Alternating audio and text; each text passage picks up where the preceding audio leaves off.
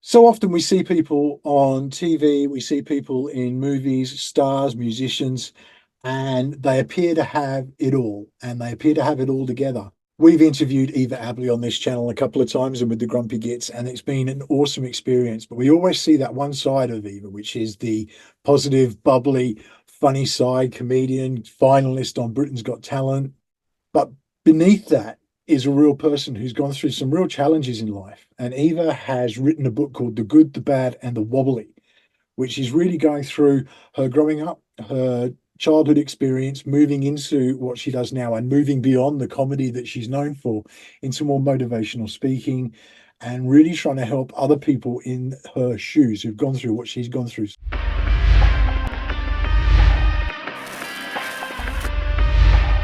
So, Eva, welcome to the show again. Hi. So I was stoked when I saw that you'd written this, and you kept it under wraps. It wasn't you kept it as a sort of quiet thing, and it suddenly popped up that it was this was done. And what was your reason for wanting to do the book? Well, I think everybody sees that one side to me that's really, really happy. And although that's great and positive, they don't realise what challenges I had to face. They've been considerable. In previous interviews and discussions that we've had with you, we've talked about briefly like the issues you faced at school, Yeah, and the challenges that really you met there. I was so excited by, you told us when we met at Disability Expo, we met up last year, and even we're back at Disability Expo this year, and a great chance to catch up and talk to her there. Beyond that, when we talked there, you really started alluding to you wanted to get into this more personal side of things. Where does the book start for you? Where do you start off, and where does it lead through to? I think it's important for me to show everybody the ups and downs because I think when I look at someone on TV or on Instagram, whatever, and their life looks perfect, I don't expect them to have something going on in the background. Yeah. And I hate it when people say to me, like, oh my God, you must have so many friends, your life's perfect. It's something that really winds me up. Yeah. So I wanted to write a book to show everybody that that's not the case. Because I mean, you've told us before, but I think it's worth really sort of delving into. You had real challenges at school. You were really isolated and alone. Yeah, yeah, I know that's why you kind of got into the comedy side of things. You were saying I remember you saying it's the first time people stopped to listen to what you had to say, because obviously there's that sort of hurdle to overcome with some speech delay in there and stuff like that. People just wouldn't give you the time. What was that like at school? What was that experience for you? absolutely awful.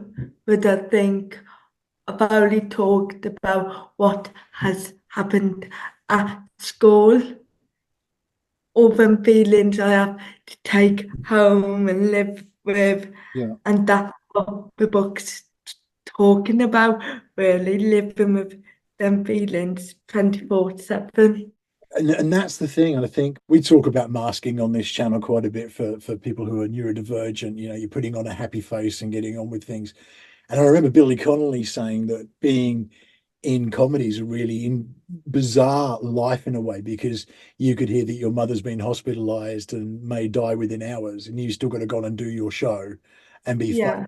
You kind of got to put all those things that are going on in the background aside and go and be funny still. And that can be a real challenge. What always struck me about you as amazing was that you kind of always got back up, and you dealt with your stuff, and then you pushed into positive ways. And seeing that you writing this book and seeing the sort of direction you're taking and wanting to help others, I mean, that seems like the biggest element here is that you're prepared to make yourself quite vulnerable, but the whole point is that somebody who is reading or listening to you may be helped. Is that part of this process for you? Yeah, so when I was going through a stage when I was really depressed, I felt like I was the only one going through it.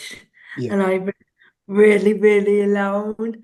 And I had no one, not to look up to, but no one to say, like, it won't last forever. So writing a book, I hope will help one person. I think that's amazing. And you're so right. And it's something that doesn't get talked about enough. And I think we're seeing more and more, especially young people, dealing with mental health issues for a wide variety of reasons, be it through the fact that they're coping with a disability, or it could just be that life is hard. I mean, Yeah. steering into things like social media, has that been a challenge for you? Has that led to some of the challenges that you've had? I think social media is very one-sided. I don't think it shows the pictures still. You don't get to see what's really happening. It's what people want you to see, isn't it? Yeah, But I think there's the whole trolling aspect that goes along with social media as well, that people feel invincible and anonymous behind their keyboards, and they'll say the most yeah, hideous things. And I see it. I mean, my son plays Fortnite a lot. He loves it. yeah. And you just get some people in there who, even in a game which is, relatively well managed, people who come through and say things. I got to say this though, since I Britain's Got Talent started, I got not one bit of trolling That's awesome. on social media, Yeah. which I'm so thankful for because I know it could have been really upsetting for me. Yeah. Yeah. It would have been really hard to deal with. Moving back to the book, Yeah, what made you want to write this particularly? What was your jumping point for this, that you thought, this is what I'm going to do? I wanted to show everybody the real me because it's hard to go on a call like this and tell you all the problems I've had in my life.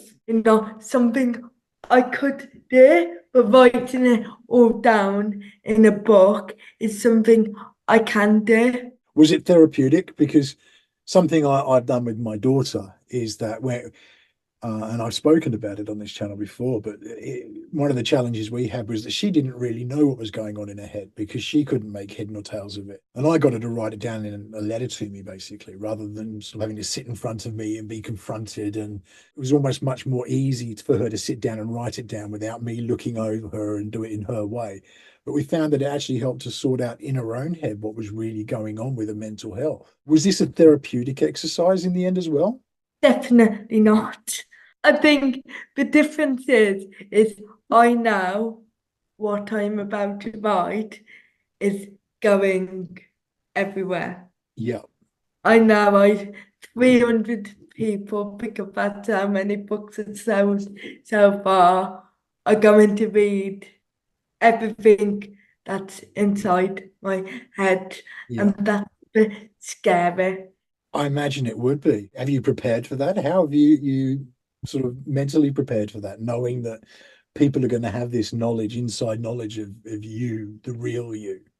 I just been thinking if me a year ago Yeah. had a book and like someone else, I would be so happy to read it because I know I'm not alone. So that's what I got to remember. I think it's remarkable that you're prepared to do that. And people Yeah. forget that you're 16. It's not like, this is, somebody who's had the years to sort of process this stuff. You've just chosen to be very raw. And I think the difference that makes to somebody who's reading, who's a young person themselves. I can't wait for my daughter to read the book. I think she'll get so much out of it Thank because, you. and I think you really hit the nail on the head that mental health issues, when we go through depressions, and you don't have to have a mental health condition to struggle with mental health sometimes. I've gone through my dark periods, and, even now I'm taking an antidepressant because life's been really hard the last few months, and people in and out of hospital, and it makes life challenging, and I need to be able to manage myself through that. But we don't discuss it enough, and so it remains this thing that people think they're very much going through it alone, and they're Yeah. scared to share. So doing something like this, what's the response been so far? Have you had many people sort of come back to you and say, They're all getting posted on Friday. So I've had no responses yet. Because we decided only to have, I decided only just to have one book printed up first to see it. And if anything I want changing, I can change, like I have hundreds and hundreds in my bedroom. And they're all a load of rubbish. I didn't want that, but this is the finish That's fantastic. thing. You must be so proud of yourself for having accomplished this as well. Oh, yeah, I'm very, very happy about it. It's also looking back of it and seeing all the things I've done and accomplished and got over. It makes me really proud of myself. 100%. And one of the things that the reason I mean, we've had Eva on a couple of times speaking about stuff. And one of the things that I've always really valued is that your disability side of things. So you grew up with, you've got cerebral palsy and you've grown up with that, but you've never made that. You think of Britain's Got Talent. So often it's people get through because there's a sob story behind it, or that they love to harp on the pull the heartstrings and make, and it's like you almost don't need to have a talent. You could just have a really depressing life, and therefore you'd get through as long as they can film it. You didn't play to any of that, So, alluded to, but the reason you got through was the talent. It was the fact that you're genuinely funny and thank you. fearless. And so Oh, I think to be able to sort of take that next step and make yourself more vulnerable, because leaning from this, you said to me before, you really want to go into sort of more, move away from being strictly comedy and move into sort of motivational speaking and encouraging others. What are your plans for that? well, I did my first motivational speech on Saturday, Where was and that? it was at the Grand Hotel in Birmingham. That's Um, fantastic. What was it like? What was the reception like? Because it is a shift for you. I'm guessing you yeah, were nervous going on with a different approach. I think it's the first time I've actually been nervous to go on stage. And I think it's because you're not making something up, you're talking about your life. But once I've done it, I really enjoyed it and I can't wait to do it again. I think you're ideal for it because you are so open, you're passionate about what you talk about. And I Yeah, think that what really stands out for me with you is that you've got this desire to see the world change a bit and become a lot more inclusive, but also to stop people struggling alone and in silence. And yeah, you've got a very approachable manner about you, I guess. And you could be just that person. If Brad Pitt did the same thing, it would be very well, oh, Brad Pitt's talked about it, kind of thing. But the fact that you're an everyday person who's done some extraordinary things and is continuing to do so just makes that much more approachable. Is that something you get feedback through, or definitely, yeah. um Thank you. oh, you're more than welcome. Thank you, genuinely, because it just makes such a difference. Like I say, I mean, the reason I do this channel is because, you see the need for people to understand more about disability, neurodivergence, mental health, all that kind of stuff. And so hearing you do this is just so fascinating. Going back to the book, I mean, is there a favorite part of the book that you got to and it was just like, this is a bit of magic? Well, I think the bit where the chapter about the grumpy gets. Is there? Yeah, yeah, Okay. yes, and I got to say that bit does really make me laugh.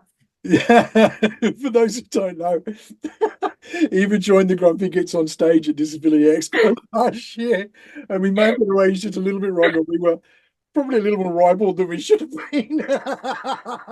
Poor Eva was sitting there. I can't believe the things you guys say.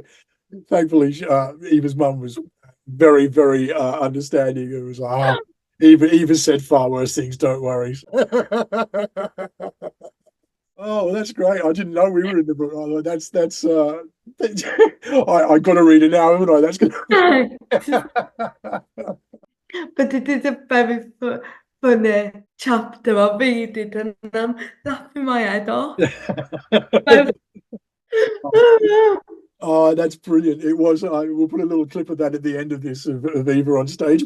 I was doing things like this game show in primary school, and now I just can't believe the question. Oh my god, you got a video of it. I mean, it was great because you just got into it. And I mean, obviously, you did your stand up at that as well. And it was fantastic seeing you in person do it and the confidence and the just the natural way you have about you doing that. With the book, I mean, what was your process? How did you go about it? Did you just start writing? Did you have a plan? It took me a year and a half to write it, and I just started from when I was born. Seems like So, a good place to start. and I worked up to now, so I kind of did it all in order. That's really cool. So, and it came naturally, I guess, when you do it that way as well, then this and I can Yeah, that. And did you have any specific goals with it when you talked about the fact you wanted to really be open about not just the great stuff? And that's what I liked as well, is this isn't, I know it's not a book that's going to be like, you've got to have your Kleenex on standby all the time in case it's just wipe away the tears or whatever.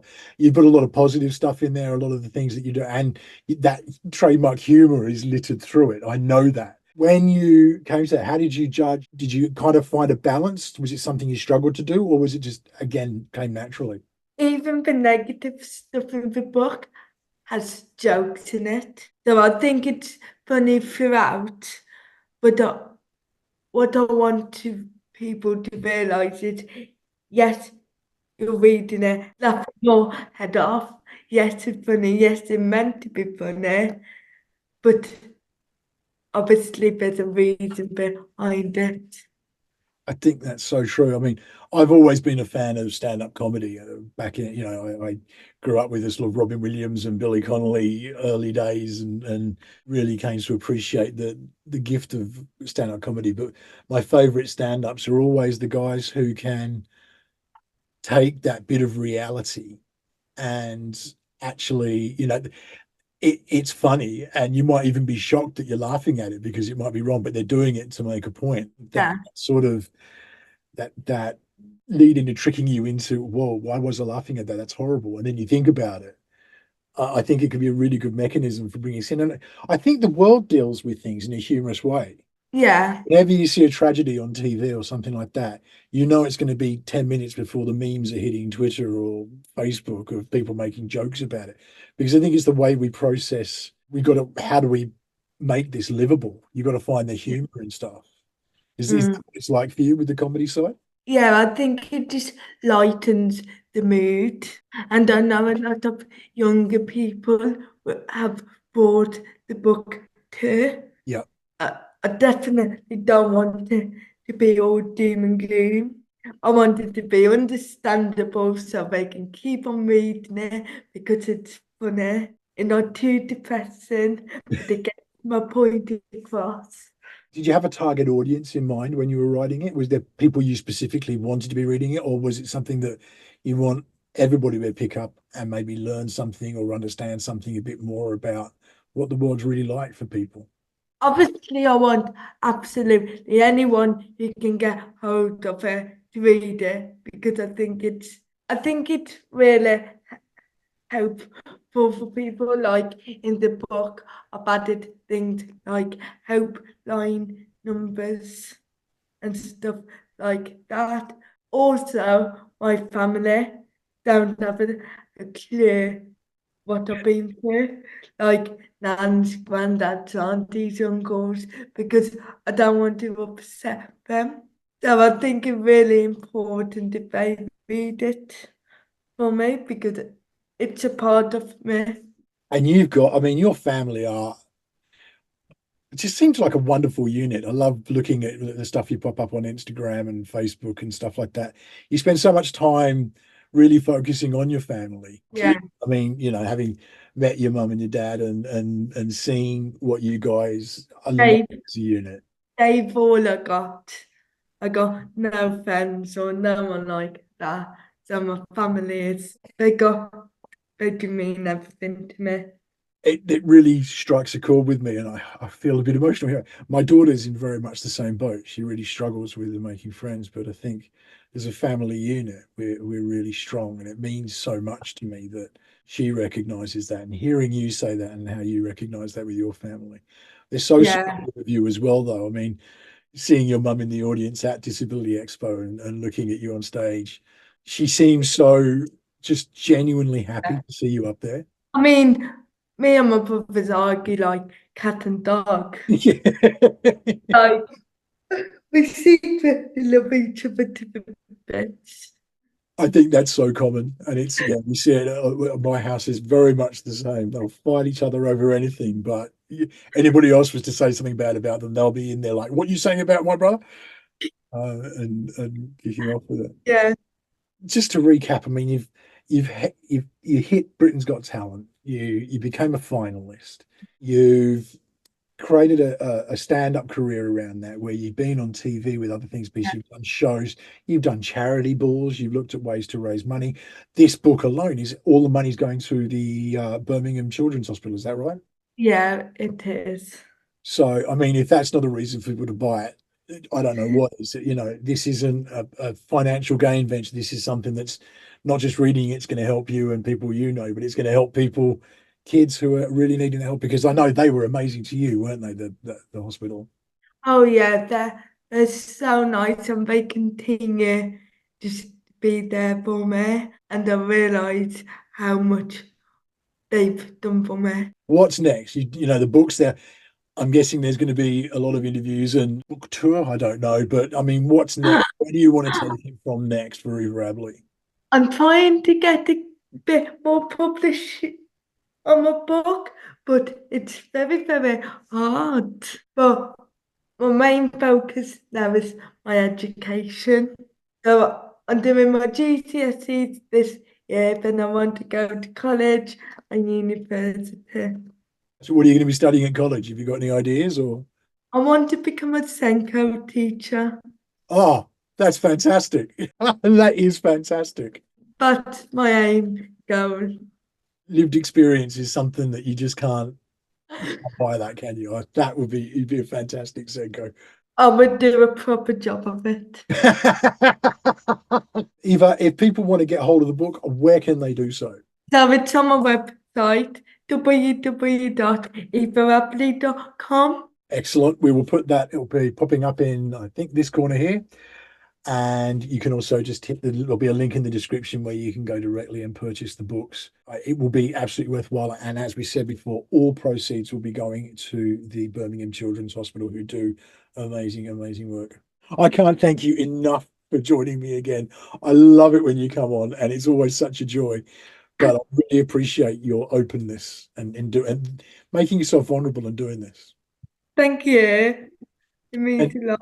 oh, it means a lot to us and to your family as well, because obviously they've had to probably, you're going to say that in the book? Ah, Please do go check out all of Eva's stuff. If you've got any questions for Eva, please pop them in the comments. I will make sure they get over to her. And I want to reach out to anybody. If you're a publisher and you're seeing this, hit up Eva or message me and I'll get messages across. It would be fantastic if somebody was to take this up and make it a full publishing deal. That would be amazing. We'll see you again on the next episode. In the meantime, please do stay safe. Bye.